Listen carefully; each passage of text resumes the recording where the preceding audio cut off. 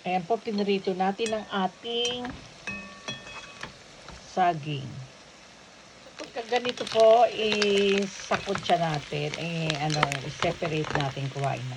Ayan po, ginisa na natin ang bawang. Pinod na po natin ang ating sibuyas.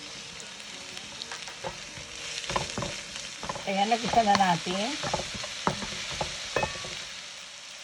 Ilagay na po natin ang ating baboy.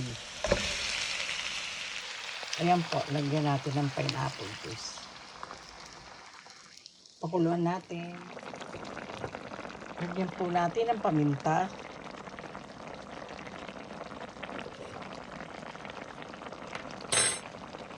Half cup soy sauce. I-mix natin.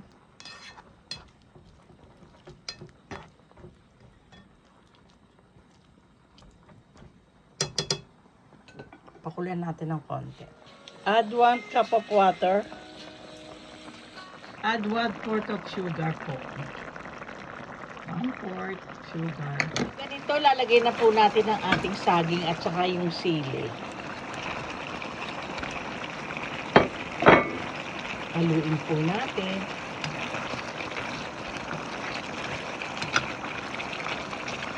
Lagay na po natin ang saging at saka sili. Mix po natin. Done na po. Thank you po sa nagpaluto.